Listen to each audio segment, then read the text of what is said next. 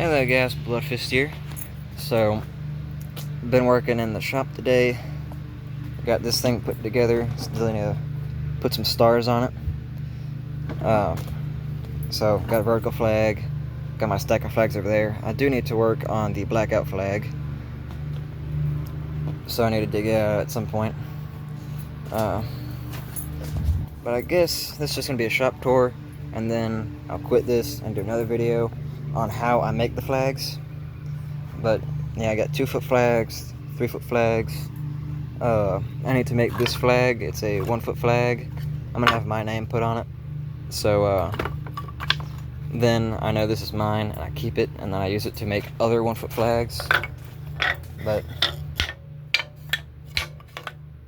yeah, that's pretty much the size of the 1-foot flags. I think they may be a little bit shorter than that. I'm not too sure. It's been a while since I made one. I've only made one. It was for a friend. I did the same thing where I put the name on the bottom, which of course I tried to make sure it was in the middle. Which this was longer than mine, so it worked out a little bit better for him. Which when I make those, I try not to use these big pieces of wood. I try to just use some of these because they take up pretty much the entire back of the flag. So I guess these I can just throw down into that pile, which I use to make these. I want to make a couple more of those because I think those will probably sell really nice. So I want to have at least 2 of each style. It's like, you know, vertical flags and horizontal flags. I think I may try to put some stuff on them. The only thing I have that really fits on them is "Don't Tread on Me." So I don't know, I may not do it, but... And I had an argument with my mother that I can't say take that flag apart and put it back together as a vertical flag. I mean, that one, no, I would not do that because I'm sure the EGA and possibly the stars wouldn't line up. I think the stars would possibly line up, but the EGA definitely not. And it'd also be sideways. But this one I made just the way I did before, but instead, when I put it together, I made sure to put it together as a vertical flag. The only problem that happened is the stand that usually goes on the top ended up on the inside instead of on the sides.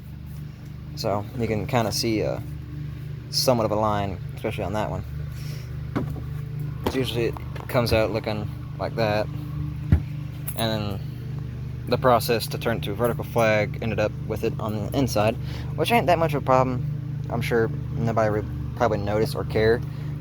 I mean, if I'm going to do a vertical flag, I don't know, it's going to be a vertical flag, I probably just won't do the stain on the top or bottom, and then it won't even be noticeable at all.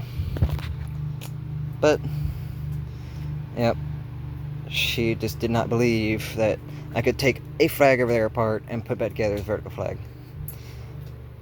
She just figured that, oh, you'd have to do the stars different. She was like, well, if your stars are over here, well, then you can't just make it a vertical flag because then it's going to be on the wrong side. Which, honestly, if I was going to have a vertical flag, I'd probably do it like that. I mean, like, it doesn't look good because it's not traditional, but at the same time, like, then I can just hang it any way I want to. It doesn't really matter. I mean, like, I even told her before that somebody made the flag wrong in building trades when I did my first flag. There was somebody in building trades too making flags out of white pine, not white pine, yellow pine, instead of what we were doing, which is white pine. I wish I could have made one out of yellow pine. That stuff looked good. But they made it backwards, so your field of stars was like that. So therefore, it was just a vertical flag, which they didn't really do vertical flags. They still could have sold it, but, man, I figure they just took all the screws out and put it back together the way it should be. But, hoard of tools over here. I got my 2 sanders over there. Those are a Craftsman and a Porter cable. I got those at a yard sale. The Craftsman miter saw I got at a yard sale. The saw won't move back and forth, and everything about it to move it around and rotate it and all that is rusted, seized. I don't know if the motor works or not. I haven't plugged it up yet. I haven't been in the mood to work on it because I got table saw and a skill saw. It's out here on the sawhorses though. I mean, it would be nice to have that because then, unlike the skill saw, I can make sure I got straight cuts because my table saw doesn't tilt. And that thing, I can get the tilt, just I need to use a hammer, but still I don't know if it works or not. Because this thing specifically tells on the side to not try to angle it unless it's at least, I think, like an inch or two above the work table. And that's definitely 2 inches. I'm gonna turn a handle, if it even turns. There we go. And that thing ain't rotating.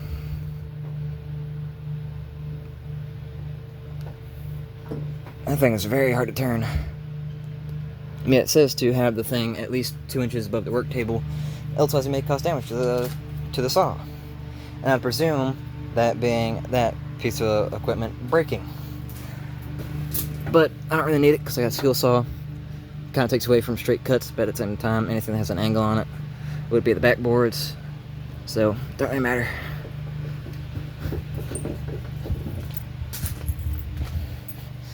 I mean, the boxes, you can see what holds the top of it together, and so having straight cut would kind of matter there.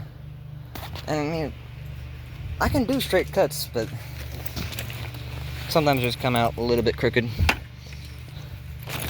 But that's sometimes, and I mean, I'd rather know it's gonna be a straight cut.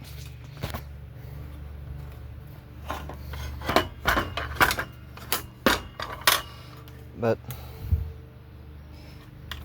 that is the shop. Soon I'm gonna be getting a metal building, and then by the time I put that together, it's probably gonna be like 2 weeks from now. But then actually moving stuff in, I'd give it a couple days, because man, that table saw's at least gonna have to be a team, and I'll probably make that thing a team because it's just awkward and uncomfortable.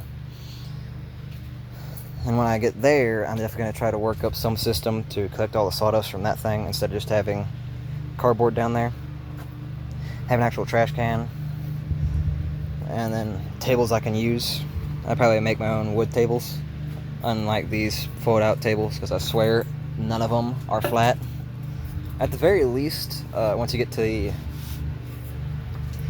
middle of it where it folds, it usually is kind of at a peak, but I swear they're not flat anywhere on them anyways. Because like I made a couple flags on them before because I didn't have a table saw that I knew was actually flat, and I swear each and every single one of them had wobble in it. Like you could go from one end to the other and it'd be like a table. It'd just wobble from corner to corner. I'm not sure about this one. It may be. Yep. Not straight. Which it's very minor on that flag, so it's alright. But on a flag I got in my shed, it's definitely noticeable. And then, man, like the 3-foot flags don't even fit in between the end of the table and in the middle. So that brings lots of problems to me, because then I can't quite clamp it together right, because then increases the chance of it exploding apart due to the sticks I use. Eventually I want to start cutting my own pieces instead of using the Lowe's sticks, because the Lowe's sticks have rounded edges, and so when you clamp it together it sometimes explodes. It also kind of, their boards or sometimes have divots in it like that and other random stuff. So just getting like a bunch of wide pieces of wood like that or something, and then cutting out my own strips out of it would be much easier. And then I could do 2-foot flags like this, actually 2 foot, because as this sits it's a little bit less than 2 foot, because I need to be able to get the width in the right amount of sticks. So like I go for 2 foot, and I got a website where I can calculate how wide and everything else it was gonna be. That way I'll let my field of stars is the correct size and all that. and it'll say it needs to be wider or not as wide as this. It gives me a width, and so I'm like, alright, how many of these sticks do I need to get to that width, or at least close to that width? And once I have that width, I put it in as the width, and then it gives me the length, and I go by that length, measure out my stripes, measure out that, and go on. And then once I get one made, I use it to make all the further ones. So I got one in the shed I've been using to do that, which if I have one sitting in the shop like this one, I'll use it. And that's what I'm going to do once I get those 1 foot flags. I'm going to keep mine out here to make other 1 foot flags. And again, once I cut down my own strips, then it'll actually be a 1 foot flag, because as it sits, it's like, what's 9 inches maybe? Let's see here. I know this should be cut to length, or a little bit over length.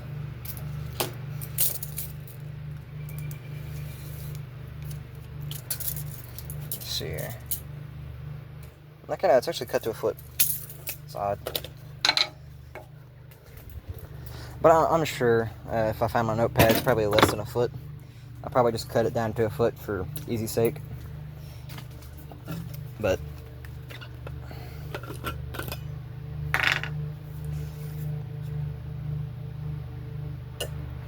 that's the shop. Plans for the shop. Yeah, I'm gonna be in Eden, North Carolina at, I'm pretty sure it's just called the Eden Flea Market. I'll be there Saturday. Should hopefully be on the front of the building, right on the road. But making more flags to go there with, because as of right now, I don't have all the flags I had before. I need to make another Don't Tread on Me flag. I want to make another Monty's Cross. Actually, yeah, I need to make another Monty's Cross flag, or firefighter flag, for those who don't know what that is.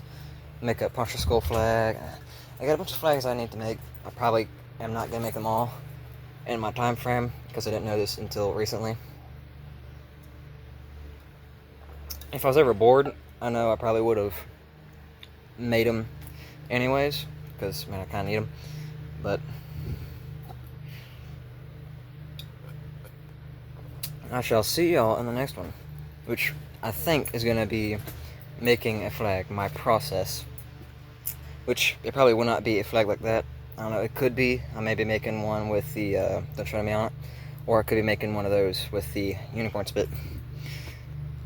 Either way, see you on the next one. Show you my flag process. And, yeah. See y'all later.